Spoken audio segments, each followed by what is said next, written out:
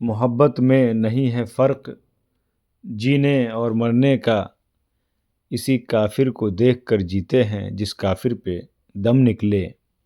ہزاروں خواہشیں ایسی کہ ہر خواہش پہ دم نکلے، بہت نکلے میرے ارمان لیکن پھر بھی کم نکلے۔ جی ہاں دوستو، آپ سمجھ گئے ہوں گے کہ یہ شعر غالب کا ہے، اور نہ جانے ایسے ہزاروں کی تعداد میں غالب کے شعر جو ہیں ہر غالب کے چاہنے والوں کی زبان پر زندہ ہوتے ہیں۔ اور دسمبر کا مہینہ آتے ہی پوری دنیا میں غالب کا جشن منایا جاتا ہے۔ اسی مہینے میں 27 تاریخ کو 1797 میں غالب کا جنم ہوا تھا، اور جب سے لے کے آج تک غالب دلوں پہ راج کرتے ہیں، اور ہو بھی کیوں نہ ہو ہندوستان کے بے تاج بادشاہ مانے جاتے ہیں۔ اردو شاعری کے تو اردو شاعری غالب کی وجہ سے زندہ ہے، اور اس حوالے سے پوری دنیا میں دسمبر میں جو جشن ہوتا ہے، اسی موقع سے غالب انسٹیٹیوٹ نئی دہلی نے بھی 3 دن کا سیمینار 22، 23، 24 جس کا آج پہلا دن افتتاح تھا، جس میں الگ الگ ایوارڈیز کو غالب انسٹیٹیوٹ نے جو ایوارڈ دیے ہیں، خاص کر کے ڈاکٹر شمس بدایونی کو، پروفیسر محمد آصف نعیم صدیقی، سید محمد اشرف، جناب خلیل مامون، جناب نشید الدین شاہ اور ڈاکٹر کیول دھیر، ان سب کو اس بار غالب کے مجموعی طور پر الگ الگ فیلڈ میں نمایاں کارکردگی کرنے پر آپ کو ایوارڈ سے نوازا گیا ہے۔ خاص کر کے مشہور تھیٹر آرٹسٹ اور فلمی دنیا کے جانے پہچانے بڑے ایکٹر نشید الدین شاہ کو جب ایوارڈ سے نوازا گیا، اس موقع سے ان کے چاہنے والوں میں اور ان کی جو ایک ان کا اپنا جادو ہے، ایک بڑی بھیڑ دیکھی گئی، اور نشید الدین شاہ کے چاہنے والوں کو ایک جھلک ان کے دیکھنے کو لوگ تڑپ اٹھے۔ اس موقع سے نشید الدین شاہ نے کہا کہ آج میں جو کچھ بھی ہوں وہ غالب کی جو ایک شاعری میں جو غالب کا اپنا کردار ہے، اس کی وجہ سے جو غالب کا سیریل میں نے کیا، مجھے ایک الگ پہچان ملی، اور غالب نے مجھے پھر سے زندہ کر دیا۔ یہی وجہ ہے کہ غالب غالب ہیں، آج تک سب پر غالب ہیں۔ آج اس سیریل کے تناظر میں اگر ہم نصیر الدین شاہ صاحب کو دیکھیں تو ایسا لگتا ہے کہ غالب جو ہے وہ ایک بار پھر مجسم ہمارے سامنے، نظروں کے سامنے ہے، اور یہ نقش اتنا پائیدار ہے کہ آج بھی لوگ آپ میں غالب کی شخصیت کو اور اس سیریل میں نصیر الدین شاہ صاحب کو تلاش کرتے ہیں، یعنی آپ دونوں ایک دوسرے کے لیے لازم و ملزوم بنتے ہیں۔ کتنا اچھا ہو اگر اس وقت آپ سے ہم مؤدبانہ التماس کریں کہ تشریف لائیے، ہم آپ کی زبان گلزار سے کچھ مکالمے سنا چاہتے ہیں۔ گانے بھی گاتا ہے اور کمینے لوگوں کی پٹائی بھی کرتا ہے، اور دنیا کو اپنی جادوگری سے بچا بھی لیتا ہے۔ خیر، یہ خواب تو میری امیدوں سے پہلے ہی سچ نکل آیا، اور جب وہ سچ نکل آیا تو مجھے احساس ہوا کہ یہ کتنا کھوکھلا خواب تھا، اور مجھے خیال آیا کہ میری ذمہ داری کیا ہے، اور مجھے لگا کہ میری ذمہ داری یہ ہے ایسی فلموں کا حصہ ہونا جو اپنے زمانے کی سچی تصویر ہوں، جن میں ہمارے زمانے کا سچا عکس دکھایا جائے، کیونکہ فلم جو ہے ڈرامے سے الگ وہ 100 سال کے بعد بھی دیکھی جائے گی، اور کتنی بڑی تراژدی ہوگی۔ آپ سوچئے کہ 3023 میں اگر کوئی جاننا چاہے کہ 2023 کا ہندوستان کیسا تھا، اور انہیں ٹائیگر زندہ ہے جیسی کوئی فلم مل جائے۔ میرے خیال سے سنجیدہ فلم بنانے والوں کی بھی ذمہ داری یہی ہے، اور میں ان کا ساتھ دیتا آیا ہوں ہمیشہ، اور کبھی کبھی غلطیاں بھی کی ہیں، لیکن جب تک زندہ ہوں، جب تک سانس چل رہی ہے، میں اپنے اسی کو اپنا فرض سمجھوں گا۔ یہ تو ہو گئی فلموں کی بات۔ اب چونکہ مجھے یہ ایوارڈ اردو ڈرامے کے لیے دیا جا رہا ہے، کہ دو باتیں ڈرامے کے بارے میں بھی عرض کرنا چاہتا ہوں کہ 1979 میں جب میں نے اپنی ڈرامہ کمپنی کھولی تو میں اور میرے ساتھی جو تھے اس میں شریک، ہم سب انگریزی کی تربیت پا چکے تھے.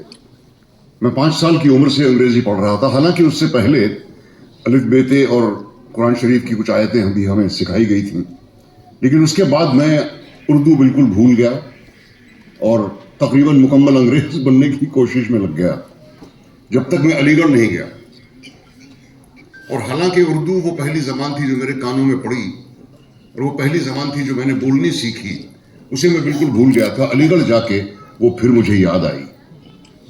اور پھر 1980 کے بعد تقریباً 10 سال ہم لوگ انگریزی ڈرامے کرتے رہے، لیکن پھر تھکان سی ہونے لگی کہ یہ فرانسیسی اور امریکی اور برطانوی اور جرمن ناٹک جو ہم کرتے ہیں ان سے ہمارا کیا واسطہ. کچھ ایسے ہیں جو بہت ہی عظیم ہیں اور جن میں دنیا بھر کی سچائی سموئی ہوئی ہے، لیکن ایک پردیسی انسان جیسا بننا، ایک پردیسی ماحول کو کریٹ کرنا، یہ ہمارے بس کا ہے یا نہیں؟ اور مجھے اپنے من سے جواب ملا کہ نہیں. اس لیے اپنی زبان میں ڈرامے کرنے کی خواہش جگی. اب میں نے تلاش کرنا شروع کیا اردو کے ڈرامے. معلوم ہوا کہ بہت کم ہیں. ہندی میں لکھے جاتے ہیں، مراٹھی میں لکھے جاتے ہیں، گجراتی میں لکھے جاتے ہیں، بنگلہ میں لکھے جاتے ہیں، کنڑا میں لکھے جاتے ہیں، منی پوری میں لکھے جاتے ہیں، ملیالم میں لکھے جاتے ہیں، اردو میں نہیں.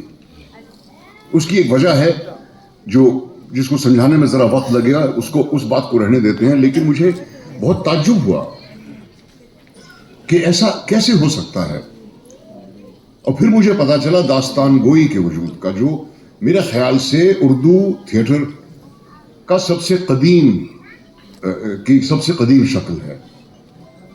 ویسے ہی ہندوستان میں کتھاکار اور کتھا واچن جو ہوتے ہیں، جو عام طور پہ مذہبی قسم کی کہانیاں بیان کرتے ہیں، لیکن داستان گوئی اس سے مختلف تھی. اور آغا حشر اور بے دل جیسے مصنفوں کا کام مجھے بہت زیادہ پسند نہیں آیا. نہ میں لیلا مجنو اور رستم سہراب اور شیریں فرہاد کی کہانیاں منچ پہ پیش کرنا چاہتا تھا. تو میں نے اردو ادب پڑھنا شروع کیا اور شروعات کی عصمت چغتائی صاحبہ سے. ان کی کہانیاں پڑھ کے مجھے ایسا لگا کہ یہ تو میرے خاندان کے بارے میں باتیں کر رہی ہیں، یہ تو جو میرا گاؤں ہے سردھنا، اس کے بارے میں باتیں کر رہی ہیں. حالانکہ وہ سردھنا کبھی گئی نہیں تھی اور میرے خاندان سے بھی ملی نہیں تھی. منٹو صاحب کی کہانیاں پڑھیں، منشی پریم چند جی کا کلام پڑھا، کرشن چند جی کا، راجندر سنگھ بیدی صاحب کا، پطرس بخاری کا، امتیاز علی تاج صاحب کا. اور ان کہانیوں نے میرے دل کو بہت چھوا. میں بہت متاثر ہوا انہیں پڑھ کے. لیکن سمجھ میں نہیں آیا کہ ان کو ڈرامے کی شکل میں کیسے پیش کیا جا سکتا ہے. اکثر لوگ غلطی یہ کرتے ہیں، اس طرح کے عظیم ادب کو اٹھا کے اس کو ڈرامہ بنا دیتے ہیں، یہ بھول کر کہ مصنف کا جو اصل جادو ہوتا ہے وہ بات کہنے کے انداز میں ہوتا ہے.